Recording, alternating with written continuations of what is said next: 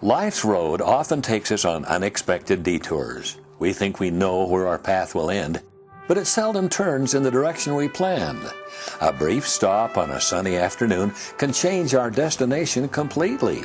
Or, like in the case of Bob Hatton and Ron Daveler, that unexpected stop can actually become the destination. Such is the way of life, particularly when it takes you through lands as iconic as these. I came here for the scenery. I never knew about Jackson Hole, and it just kind of got into me, and I decided to stay.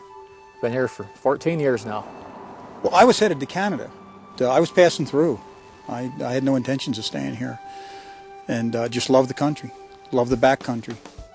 Wyoming and the towering Tetons have been the barrier for many travelers who have been stopped not by their impassable heights, but their unparalleled beauty.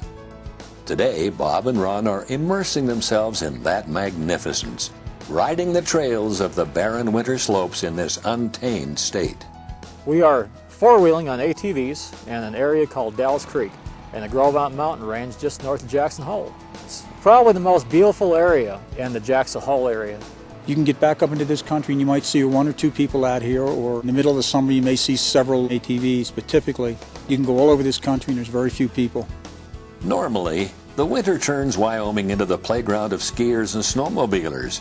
But on this day, the snow is absent except for a few patches here and there.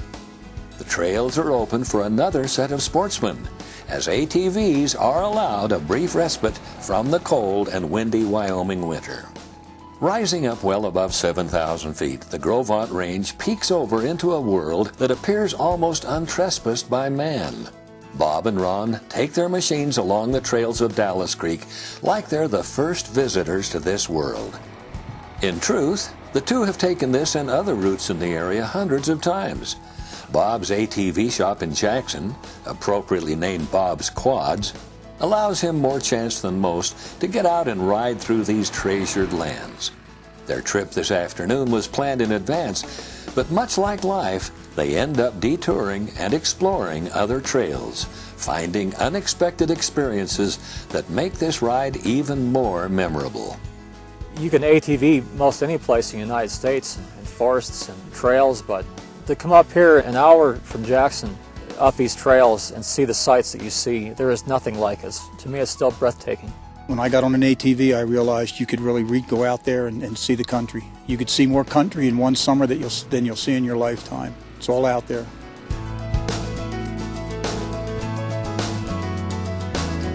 This respite from winter will end in a few short days as the deep snow returns to the Dallas Creek Trail area, and the ATVs will have to wait for spring to return. That doesn't bother these two accomplished riders, though. Life has taken them down some unexpected paths before, and there are still plenty of twists and turns left in these off-road trails. Enough, in fact, to last them a lifetime. If you come up here, spend some time here. You can't do it in 3 weeks. You can't do it in 3 years. There's just so much country up here to see. From the landscape of the West, I'm Bob Welty.